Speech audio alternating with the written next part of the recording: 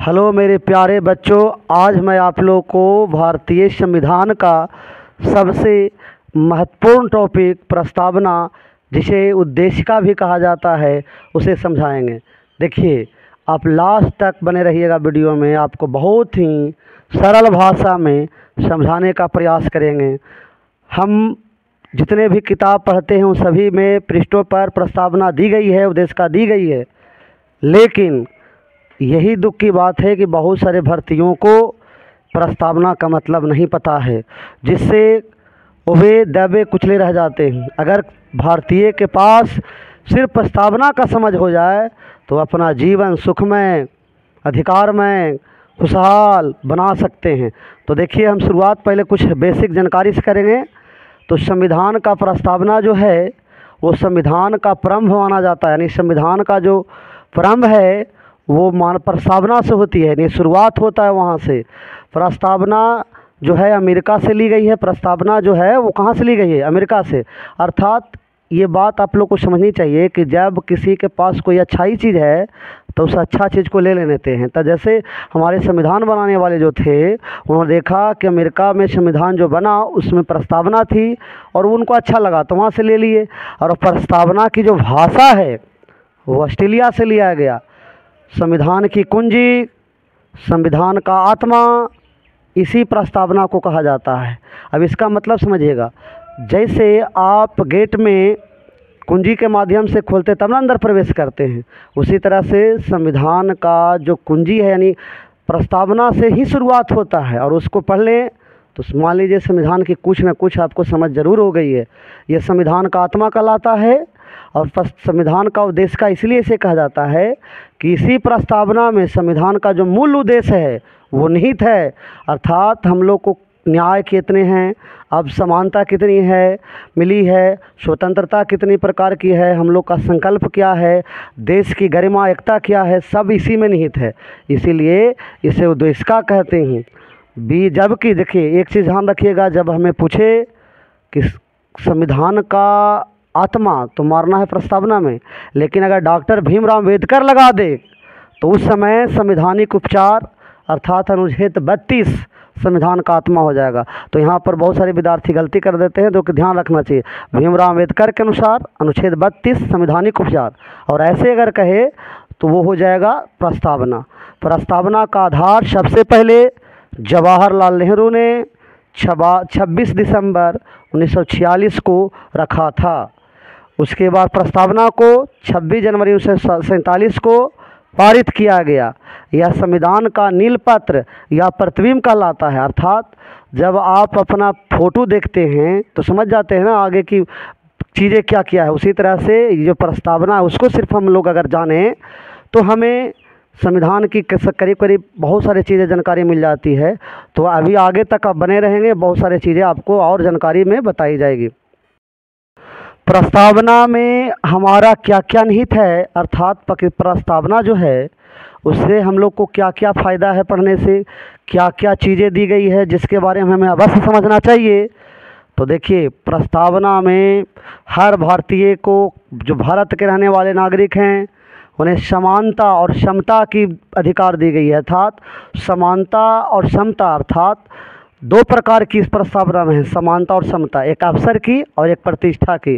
अर्थात जितने भी लोग हैं सभी को एक अवसर, समान अवसर दिया जाना चाहिए और सभी की प्रतिष्ठा होती है। अर्थात इज्जत सबके लिए बराबर है और अवसर सबको मिलना चाहिए। फिर न्याय की अगर बात करें तो न्याय भारत में 3 प्रकार की है। न्याय कितने प्रकार की?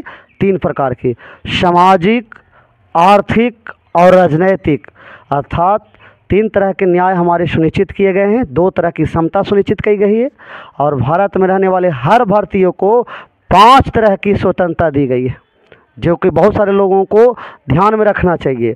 विचार प्रकट करने की, अभिव्यक्ति प्रकट करने की, धर्म मानने की, उपासना करने की और विश्वास की, ये 5 तरह के हमारे स्वतंत्रता हैं। तो 2 तरह की समानता, 3 तरह के न्याय और 5 तरह की स्वतंत्रता, जो कि हर भारतीय के दिल दिमाग में बसना चाहिए।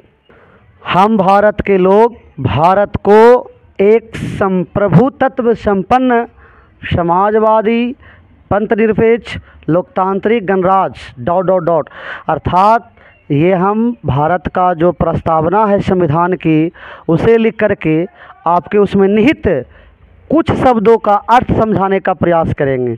अगर वो आप समझ गए तो समझिए कि संविधान का कुछ अंग आपने समझ गया।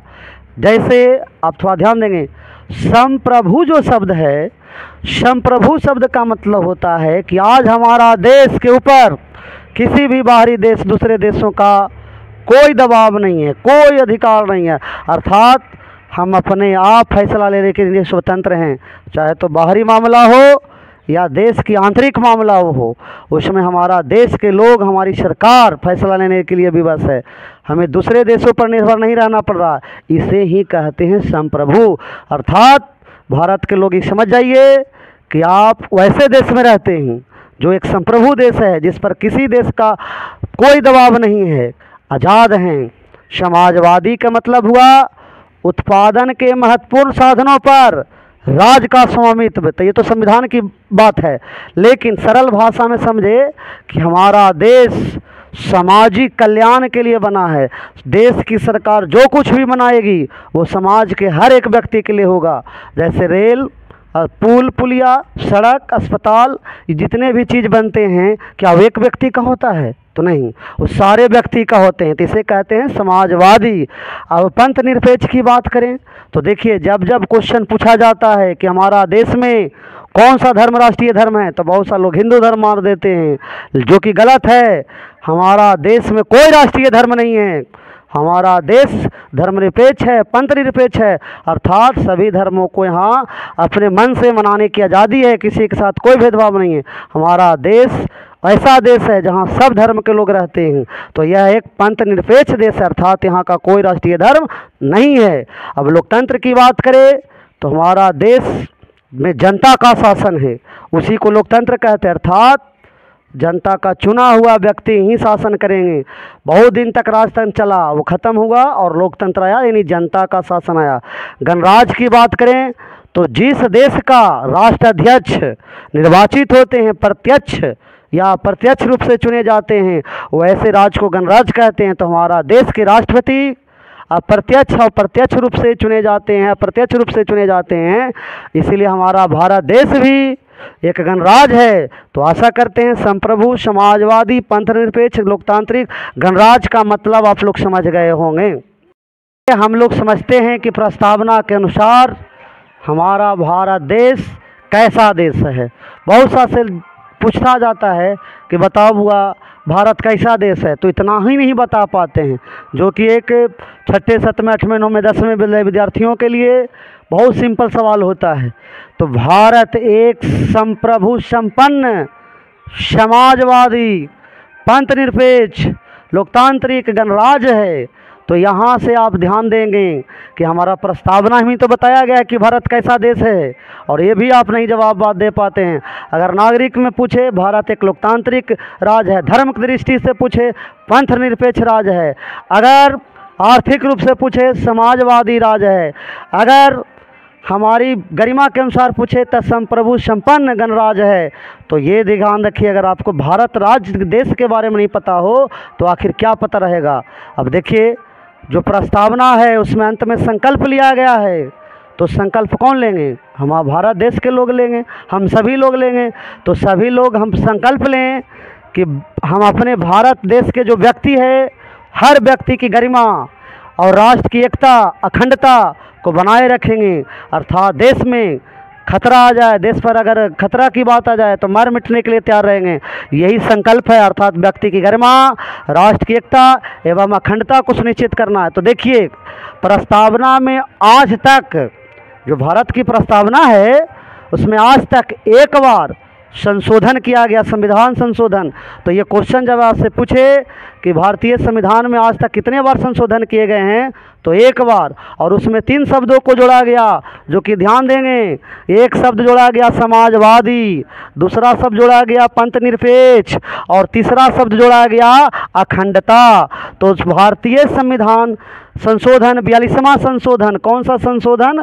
तो 42वां संशोधन। और ये कब हुई? 1976 ईस्वी। अर्थात संविधान का संशोधन 42वां ईस्वी 1976 में प्रस्तावना के अंदर 3 शब्द को जोड़ा गया, समाजवादी, पंथ निरपेक्ष एवं अखंडता को, और बाकी सारे जो शब्द हैं वो पहले से थे।